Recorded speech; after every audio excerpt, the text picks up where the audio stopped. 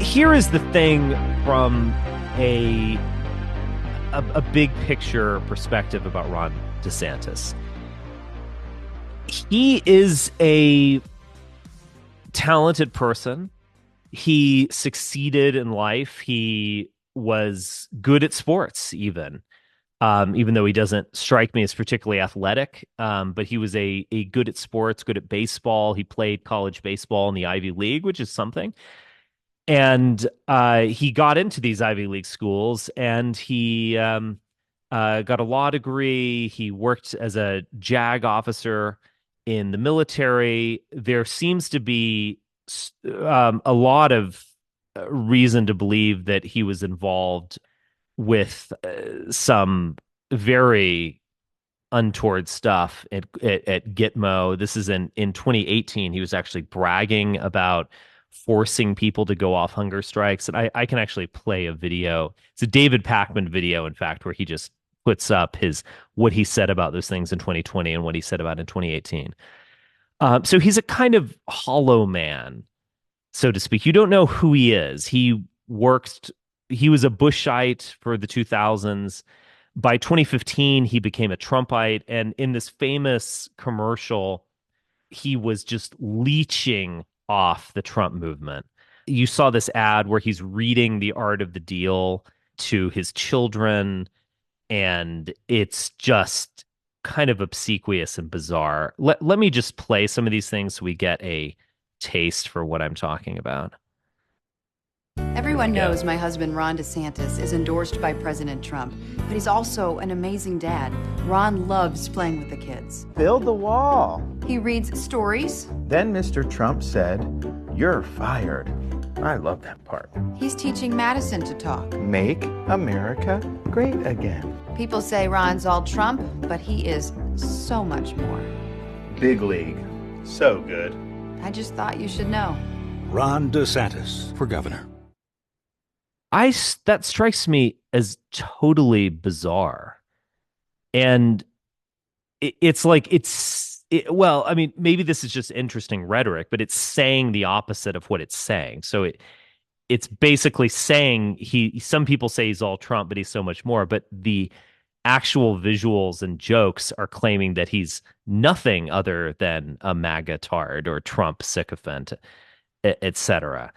There's been some discussion of DeSantis even changing hand gestures and speaking style to imitate Trump. And I don't doubt that.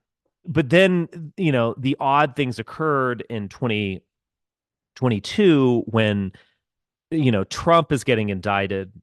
The Republicans are having a poor showing on the midterms. Trump announces his candidacy for presidency at Mar-a-Lago in this very low energy fashion that, offended Trump fans and Trump haters alike. Everyone, or I should say, each of those factions came to the same conclusion, which is that it's just low energy. It's become boring. He's adrift, etc. And so DeSantis becomes the answer, and he becomes this kind of, I'm the real Trumpist. I'm more competent than Trump himself. I will actually do these things. Trump maybe even disappointed us to some degree. I'm just a smooth operator, and even to the right of Trump. And, this pitch has soundly failed. And I do think it came to a large degree from the fact that people surrounding DeSantis overestimated the degree to which his personality would be compelling. I think that's obviously true. Everyone thinks he's creepy, etc. But I think it also underestimated the degree to which MAGA is, in effect, a religious movement. And Trump is the Messiah or Antichrist, or however you want to say it. He is the thing. It's a personality cult writ large. It actually does have an impact. It's not merely a personality cult. It is symptomatic of bigger problems in the country. It does have a racial component to it, of course, but it is a personality cult at the end of the day. And this idea that you could better implement the personality cult than the person is just missing the point. It's like, you know, hey guys, we all agree with David Koresh, but I'm better at money management and doing Excel spreadsheets than David Koresh, our prophesied Messiah, and thus I should lead our Waco movement. I mean, it's just a I mean, I'm putting it in rather humor comical terms, but you see my point. It's just a non-starter in effect.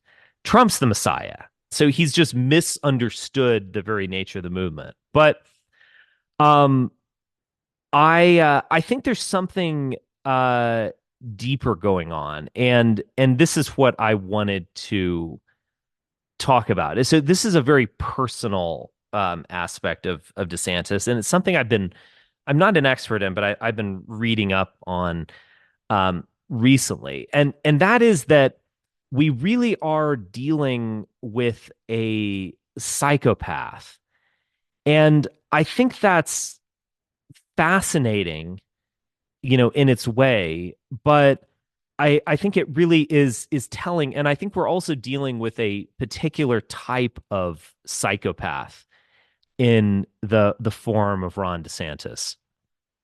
And I'm not just saying this because I like have some nostalgia for Trump and I want to bash DeSantis. I think the whole DeSantis thing is over, in fact. So I am saying this to try to get at the heart of who he is. Now, you could say that you need to be a psychopath to run for office, or at the very least, you need to be an extreme narcissist to ever run for office. After all, you are saying that you and you alone should be in charge of the military, the leader of the free world, a guy who could wipe out other countries with a push of the button, that if you're going to take back America, I can do it. I mean, on some level, you have to be a narcissist at the very least to even contemplate something like that. Your neighbor down the street doesn't want to be president. Probably even when he's alone fantasizing, I don't think he really wants to be president. I think most people want to deflect attacks. They don't want to take on the responsibility, etc. So you have to be some sort of narcissist. But I think there's with Ron DeSantis, there's something bigger going on, and I find this rather fascinating. So there is this book that I have read most of thus far, and I've actually read it online, but it was originally published in 1941, and then it was published, revised and published later by Hervey Cleckley, MD. And he was a clinical psychologist in Augusta, Georgia, believe it or not. But it's called The Mask of Sanity. And it's a very well-written book. I think it's probably been surpassed by books on psychopaths by Hare and others, but it's better written. It's very interesting. And he does offer a sort of checklist. And let me actually go to that. His general notion of the psychopath is that you don't recognize a psychopath when you see him. And he's not going to read as a psychopath. That, in fact, the psychopath excels at creating this mask, and it is the mask of sanity, where let me read some of these quotes. Not only is the psychopath rational and his thinking free of delusions, but he also appears to react with normal emotions. His ambitions are discussed with what appears to be healthy enthusiasm. His convictions impress even the skeptical observer as firm and binding. He seems to respond with adequate feelings to another's interest in him. And as he discusses his wife, his children, or his parents, he is likely to be judged a man of warm human responses, capable of full devotion and loyalty. And I would say that most psychopaths are men. So this is an older book and a little bit, I guess sexist, you could say, but it makes a lot of sense.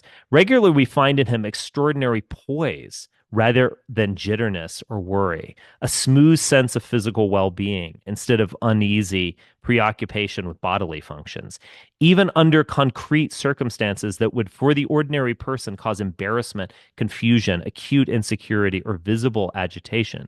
His relative serenity is likely to be noteworthy. I do find this of interest with Trump, and I remember there was an interview of him by Sean Hannity where Hannity was saying, "How is it that you keep going? How is it that you're indicted, you're attacked, you're facing jail time, and you're just here as the same old Trump?"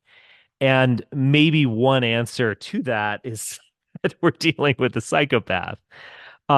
So there's a checklist of sorts that Chlinsky God, I keep mispronouncing his name. It's an odd one, but is putting forward. So these are characteristics. Now, you don't have to have all of these to be a psychopath, but superficial charm and good, quote, intelligence, absence of delusions and other signs of irrational thinking. In other words, being a psychopath, you are not a schizophrenic. You aren't hearing voices, or you don't believe that there's a boogeyman under your bed. You're actually pretty calm and clear. An absence of nervousness or psychoneurotic manifestations. Here's where we get a little bit interesting: unreliability, untrustfulness, and insincerity. This is getting to that superficial charm, lack of remorse or shame. The psychopath, a very common way of describing them is that they have no conscience. They might be very disturbed if they get caught, but it's only the getting caught. They don't have a notion of serious personal responsibility, or because they can't empathize. They can't think of what it would be like to be in the other person's shoes. So a person I've talked about, I haven't talked about him in a little while in this podcast, but we talked about him a year and a half ago or so. This Chris Watts character. There's a lot of documentaries on him. There's a lot of stuff on YouTube. This event happened very recently. He was a ostensibly boring dad of two. His wife was pregnant at the time.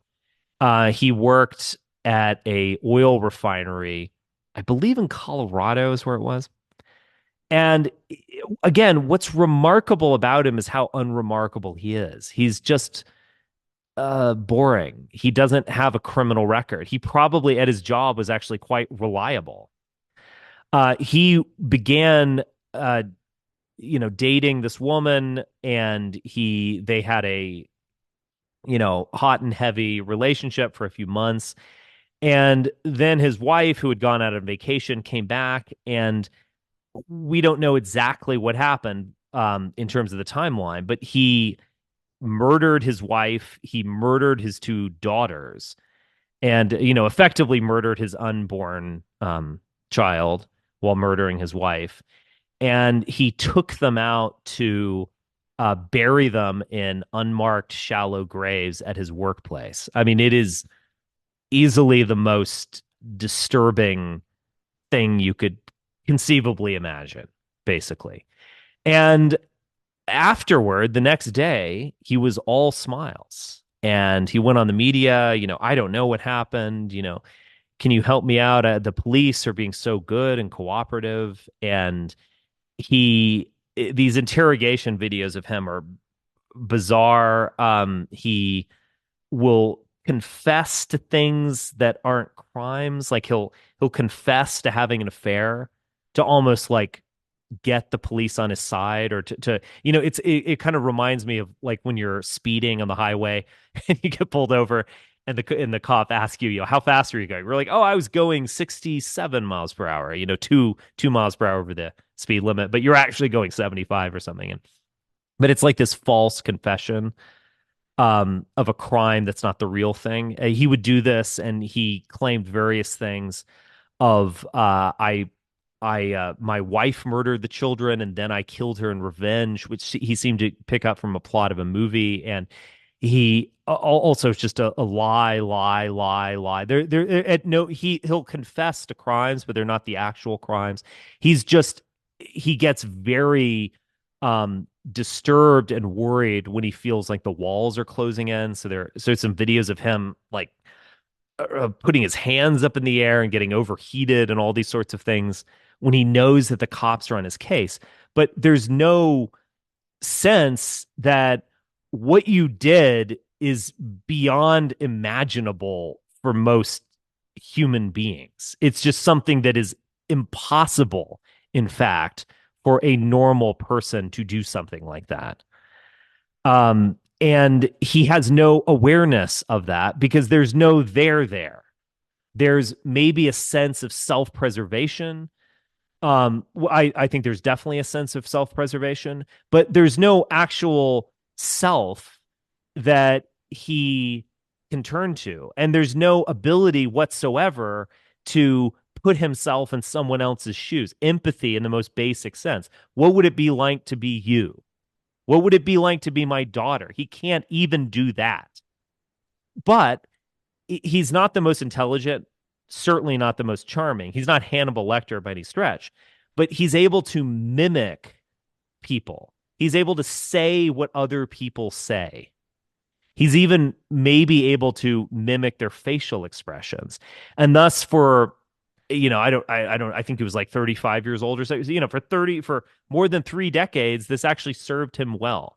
No one would have ever thought of him as some sort of maniac, precisely because he was in fact so boring and just so average and so tedious. I think there's something to be said about the triune brain concept with all of this. So the triune brain model is something that I found by looking at contemporary psychologists. It's actually treated as almost like politically incorrect or wrong, but I think it's actually accurate. So we have a reptilian brainstem that we share with animals, we share with reptiles, we shared with the dinosaurs. It is this extremely efficient, extremely powerful fight or flight mechanism, you could say, or anger, rage, kill, fuck, run. I mean, it is very effective. It's always on, and so on. We're aware as well of a kind of frontal part of the brain, the seat of reason, and so on. Well, that can be very powerful, but it also can be kind of tiring. You can't sit down and read a book for 8 hours. You can maybe read a book for 30 minutes and you need to take a quick break and read for another 30, and then that's good. Concentrate. Writing is all difficult task for anyone to really concentrate. So that frontal part of the brain can be very powerful, but can also get exhausted pretty quickly, and it's not always on. And there's even some degree to which that frontal part of the brain is a kind of rationalization more than it is a thinking function. So we all like to believe that reason alone directs our actions, but it might very well be the case that that frontal part emerged as a way of talking us into things or justifying actions that we already want to take. So our emotions or even our reptilian system based on fear or lust or conquest, etc., is motivating us, and we're able to kind of explain it to ourselves through rationality. Interesting experiments of people picking up coffee. Basically, the muscles will tense in the wrist in order to pick up the coffee before a activated decision has been made in the frontal part of the brain. So this brings up interesting and disturbing, in fact, questions about free will. What are you doing? What is consciousness? Is consciousness coming afterwards, or is consciousness driving you? And it's a fascinating question. Now, there's also the limbic system, so-called the middle brain or mammalian system of the brain. that, as the name implies, we share with other mammals. And this is something that is kind of the site of emotions and thus the site of empathy as well. So when you watch a movie about Luke Skywalker, you put yourself in his shoes. You think that he's you and you feel what he feels. And also, if there's someone homeless on the side of the street, maybe your rational mind will say, oh, just he's a drug addict, we'll move on. And maybe definitely your reptilian system will say, fuck him, trash, get away. Your mammalian system says, wow, I bet he had some bad luck. I wonder, I wonder if I could end up like that. I'll give him a buck. It's your mammalian system. It's about bonding, social bonds, togetherness, emotions, etc. Now, there has been a study that this was, let me just go to it. This is, again, trying to get at the heart of psychopaths. Affective abnormalities, so often observed in psychopathic offenders, may be linked to deficient or weakened input from limbic structures. So basically, if we want to, we can describe psychopathic behavior, but if we want to think of who is the psychopath, it's someone without a functioning mammalian system. So we say that a psychopath isn't human, and that in a way that's wrong. Like he's actually very human, but he's not a mammal. It's a weird way of just saying it. But if you understand, like mammals can bond, mammals can love one another, mammals can feel a sense of togetherness, and this psychopath can't. And if there is a cause of this, it might be in that limbic system. Now, I also should be mentioned that psychopathy seems to be heritable to some degree as well. So it can arise within families or genetic lines. That also is rather disturbing, if not quite surprising. Now, one explanation for psychopathy that is actually suggested by in the Mask of Sanity is that it's a kind of RK strategy. So if you've ever read into race realism or HBD or whatever, you probably heard of the RK model. R stands for reproduction. K effectively stands for carrying capacity. So imagine this. Imagine a fish in water. It will just shoot out hundreds of eggs. And then the male fish will shoot out millions of sperm. And we'll see what happens. Most all of them will die. A few of them will get the eggs will be inseminated, and a few of those will survive. But the parents sort of don't care. That's one reproductive strategy. Is just throw things to the wind and see what happens. The other K strategy is for animals, including humans, that are in a difficult environment. It's one that is harsher, one that might very well be seasonal. That is, you have hard winters and then a time for, harvest or whatever.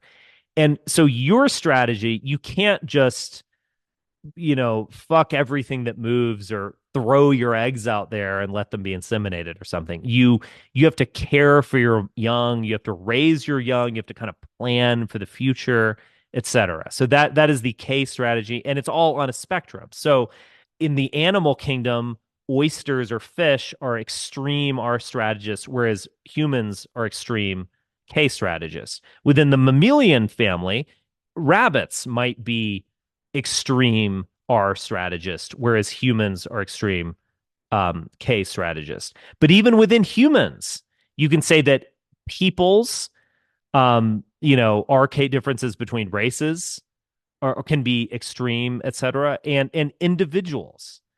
So that woman who's had like 8 illegitimate children, you might very well judge her, but you should also, on some level, recognize that she has a different strategy of passing on her genes than you, and she might be actually more successful at it than you.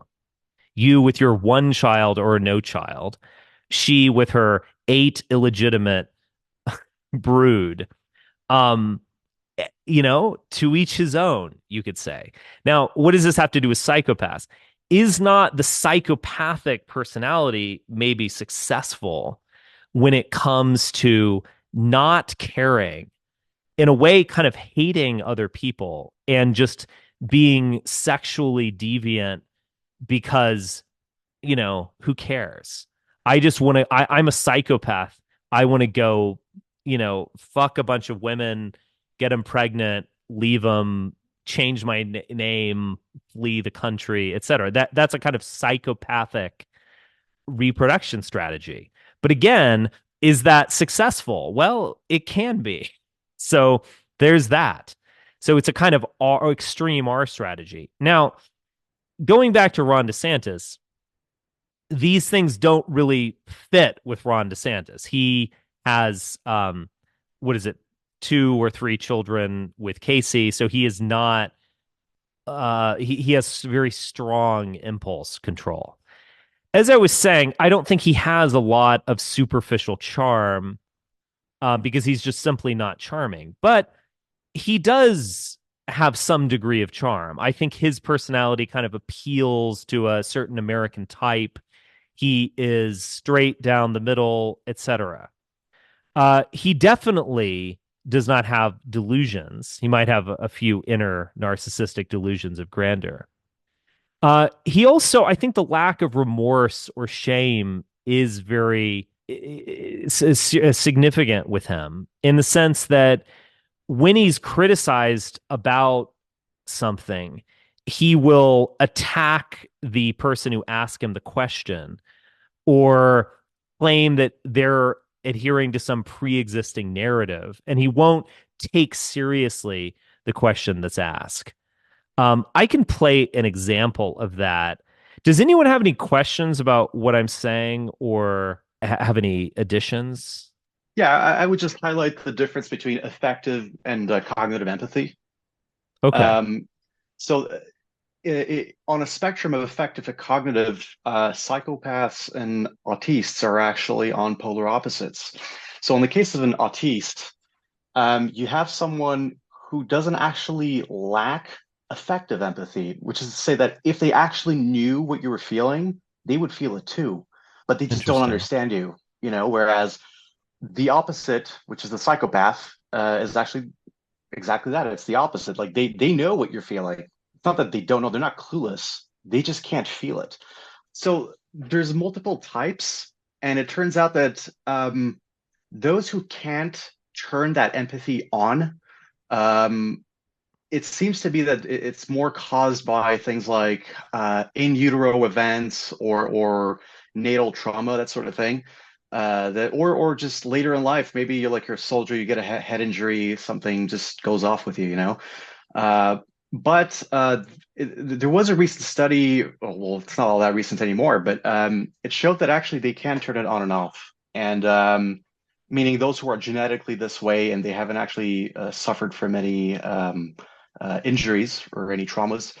And an example of this, I posted a link to this neuroscientist who became famous for discovering by accident that he himself was effectively a psychopath, at least neurologically speaking. I've His name seen is this James. person. I've seen Yeah, I've seen him interviewed or something. Yeah. yeah. His name is James Fallon. Hmm. So, in any case, I mean, his story is interesting. But he loves his family, right? So it's not that he can't turn it on, but that's what makes him different from us, which is that we're always on. So Hmm. What I'm going to get to is a certain type of a psychopathic rule follower. This is my theory of him, is that there is nothing underneath, but his mask of sanity is rule following. And so he's a different type of psychopath than someone who might end up in prison because he just has totally out of control and so on. And it's a different type of psychopath than Hannibal Lecter or something. So there is no self, and so he throws himself into corporate bodies and follows their rules. But every time those rules are questioned or he speaks of personally, he starts to lose it. And the other thing that I found is, I mean, this is a small sample size, but I looked at a transcript of his interview, and he curiously used the word we far more than I. And so what I would suggest is that there's no I. A leader leads, and a leader thinks that only he can do it. This is where he's just totally different from Trump. Trump is, only I can fix it, and I think Ron, there is no I. And so there's this we. So I'm part of this baseball team. I'm part of the Republican Party. I'm part of the invading military force who is going to, torture people at Gitmo. I am part of the anti-woke movement, and I just go down the checklist and adhere to it. But that corporate entity is his mask of sanity. That's what I'm suggesting. So he's a peculiar type of psycho. You could read his strategy as, I'm going to ride the Trump wave and then kind of surf on. I think that's a good metaphor, and I think he wanted to do that. I mean, you could read it even more sinisterly as Trump is going to be thrown in prison, and they'll just have to crown me as option two. And so I'm going to kind of hang out around the throne so that the crown will kind of fall into my head when they're dragging Trump off to the dungeon, to use this metaphor. So I do think that there's some sinister calculation going on there. See, this is the argument I'm making about him, is that there is no, I'm assuming that there is no there. And he is empty inside, and he's crazy inside, and maybe even dangerous. The mask that he puts on, his mask of sanity, is the rules of the game. So whether that's baseball, whether that's taking the SAT score, whether that's doing what your professor wants in class, whether that is being part of the anti-woke squad, whether that is torturing prisoners in Gitmo, he is terrified of not following the rules. And so as a rule follower, this gives off the impression to the outside world that he is in fact sane. That's my argument. Would not his sort of straying from the Trump camp, and not just straight, because it's different, like when Vivek, but he hasn't strayed from the Trump camp. Well, he has in the most crucial way, which is challenging the namesake of the camp. Because he has no emotion. I hate to use this term because it's so kind of misused. He has no emotional intelligence. He just doesn't get it. He doesn't understand that this is a togetherness organization about our great Messiah, Trump. And he doesn't see it because all he sees are little rules. That's my argument. I understand it. I just, there is something sort of, what's the word? There's something sort of iconoclastic about, or it's like imitating iconoclasm, which I suppose would further lend to your point, is like, he can't even individualize in a organic way. Like, it's like, he's like imitating someone who would challenge Trump, which ultimately, falls flat. It would have fallen flat had it been genuine, but there's a certain lack of individualization on his part, even in trying to go it alone, despite, I think, any Washington GOP insiders' instincts, which is like, no, just wait, Ron, you can have a future. And but were the insiders telling him that? I mean, remember, after Florida, Rupert Murdoch called him the future, and he was declaring that he should be the future of the GOP. So yeah, in what ways was he sort of set up for failure? I agree, but I think he was actually following the rules. And so this is the difference. But I guess what the distinction I'm making between someone who's autistic and someone who is psychopathic. So if we want to use stereotypes about autistic people, they also really struggle with empathy or in extreme forms like social cues or tone and things like that. I remember this when I was in graduate school. There was actually an autistic woman who for everyone there, she became unbearable because you couldn't imply anything. You couldn't be like, well, I've got to go soon, or and you would say that and she would be like, okay, let me tell you about my thesis for the 10th time. Like she just could not pick up on a implication or tone of voice. Like, ooh, I'm really tired right now. She's like, oh, fascinating. Let me tell you about my thesis.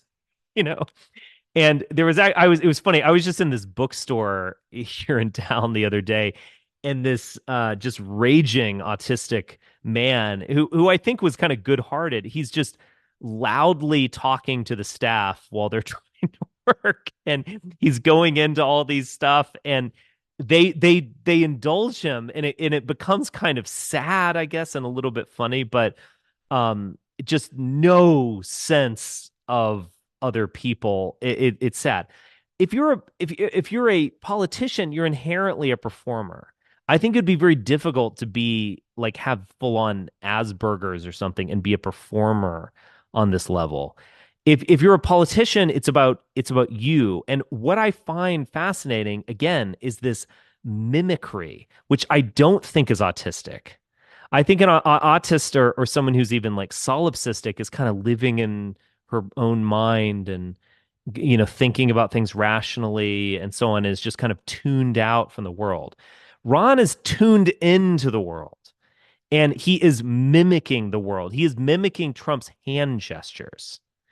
He's mimicking turns of phrases. He's doing that in that commercial in this weird way, which I wonder if he and his wife came up with. So he's overtly, like, explicitly jumping into a skin suit of someone else. And this he said this phrase, I'll see if I still have this up, but he was on Face the Nation. He said, in the DeSantis administration, we will do this. A leader says I, actually. A leader takes on the burden, and he might try to include everyone in it, but it is about him at the end of the day. Ron, there's no I, and so it's like he's grasping for some buttressing or like some system that he can be a part of.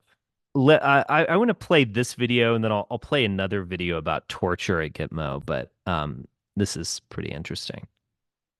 You probably know a little bit about my story. You probably know about a year and a half ago I got a diagnosis that nobody wants to hear, especially when you have a 4, 3, and a 1-year-old at the time. That's how old my kids were. And I was diagnosed with cancer. And at that time, we didn't really know what was going to happen, right? You never know when something like that comes upon your family. And so I had to rely on him in a really big way. There were times when I was going through 6 rounds of chemotherapy. I was going through 6 weeks of radiation and 3 surgeries, and I couldn't get up. I couldn't do very many things. I couldn't pick up my 3-year-old when they wanted me to hold them, and I had to tell them a little bit of a fib that mommy's arm hurts and I have to go back to the hospital because it's about my arm, and it wasn't about the arm. And to this day, they have no idea of what I've been through, and I'll tell them. Okay, don't you think that's just a little bit odd to not tell your children that you have cancer? I mean, that inherently struck me as odd. Pay attention to the pronouns she uses. They don't know. I've never told my kids about the cancer battle because they don't think that they're old enough to really understand what that means. And so at some point we will tell them. But you asked the question about what kind They don't think they're old enough? My kids? The dad he is. When you're going through opportunities where you can barely scrape yourself off the bathroom floor because you're sick and your children are calling for you and you physically cannot get to them, but you have somebody who is not only running the state of Florida and was there for the people of his state. He was there for me. And he was there to go pick up my kids when I couldn't. And he did it with humility, and he did it with love. And I'll tell you what, can't ask for a better husband than that. Yeah, you know, I mean, How does it feel? How does it feel to hear her say that? I mean, well, look, that's in sickness and in health, that's what you sign up for. I mean, Okay. Look, perhaps I'm reading too much into this. I think they're both. I think these are two people who have made some sort of bargain with one another, but don't have any real human feelings towards one another. I mean, Casey DeSantis is wildly ambitious as well. She's kind of a conservative movement operative and television presenter and so on. And she's obviously taken the opportunity of the campaign to promote herself as a kind of policy wonk or something, or leader of the Mamas Brigade who are going to take back our school boards or something. But I find it fascinating, the pronouns. She starts doing the you stuff, like when your children are doing this and so on. She speaks about their children as her children. And she says, my kids. And I'm lucky to have Ron, who I guess drove them to school or something. I mean, it's just a very odd compliment. I mean, what I know he has a job. It's not like a governor is necessarily working more hours than high-powered CEO or someone struggling with two jobs. What is he going to do? Not take them to school, not feed them, kick them to the curb? I mean, how is this actually heroic in any way? I mean, it's like he didn't engage in criminal neglect of his children, and thus that's why he should be president. I mean, give me a break. It's the most ridiculous thing I've ever heard. But again, it's her children, my children, that Ron helped me out. And he did it with humility. Strikes me as a kind of like Freudian level of she likes the fact that he was humiliated. Indeed. She's cucking him in a way. She is claiming that these are her children and he works on behalf of her children. I don't know if she necessarily, I don't know if she physically or truly cucked him, but I think she's kind of linguistically cucking him by using this language. And what does Ron go to immediately? He goes to some just vague rule that he must follow. So it's like, well, in sickness and in health.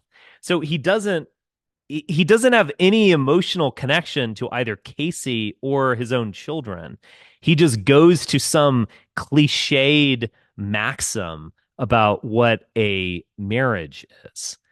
And I just found this thing just extremely telling on all sorts of ways. The lack of self-awareness of everyone has to do this, yet you're claiming a medal, and the weird choice of pronouns and the just total disconnect from both Casey and his own children that Ron showed. I found it incredible, in fact.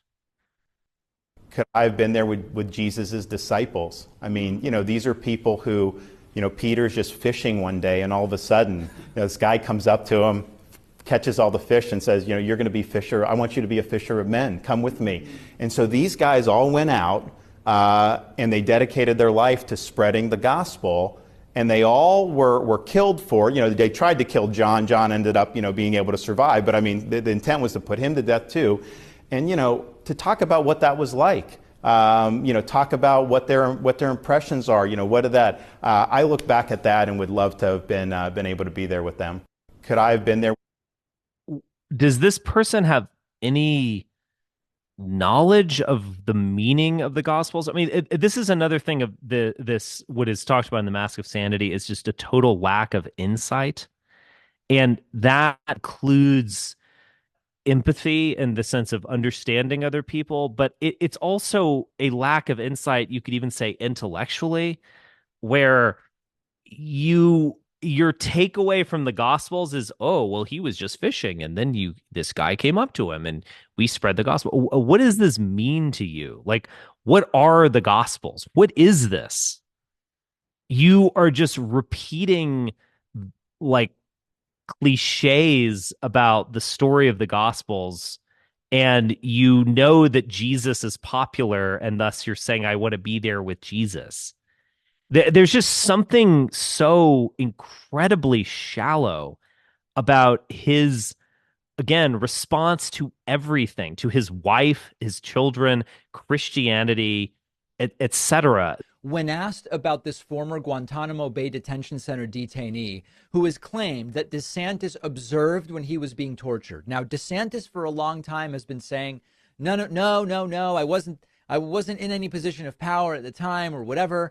And DeSantis just flips out here. And again, you can tell he is not ready to be confronted with tough questions by journalists. I don't think if this is how he reacts to a simple question and gets so heated and triggered, I don't see how he could possibly succeed on a debate stage with Donald Trump. Check this out, the latest DeSantis off the handle.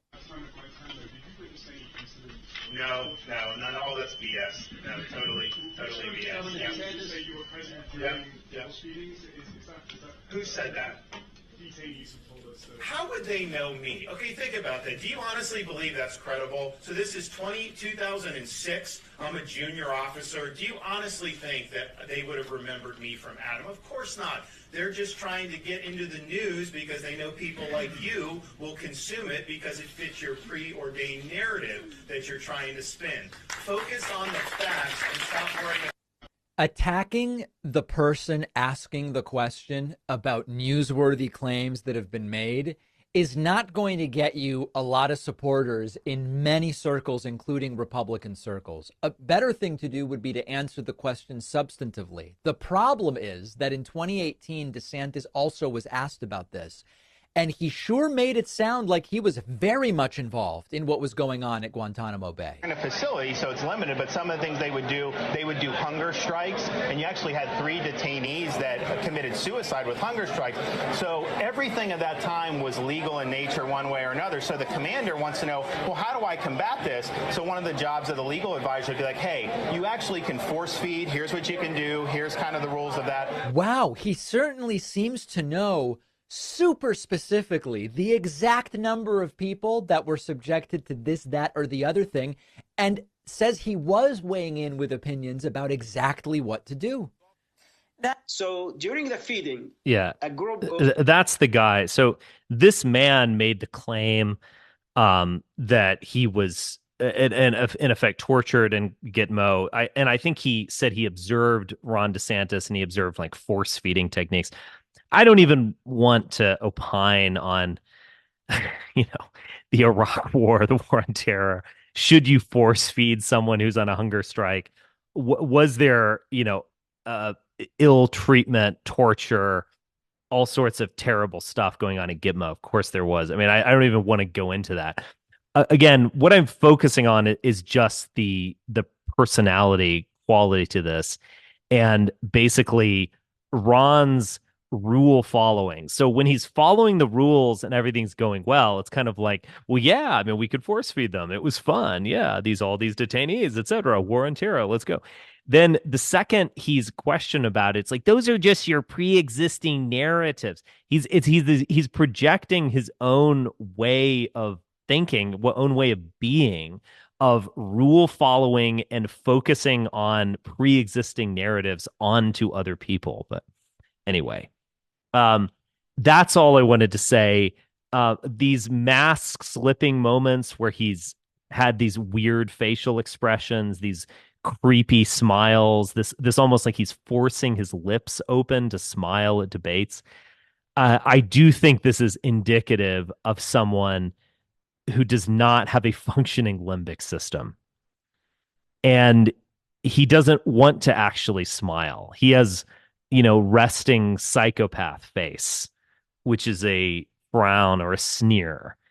And he is fairly good at mimicking things when it's a casual conversation. He's very bad at mimicking normal people when he's in a place where warmth is appropriate. But anyway, that's just my my thoughts on the matter.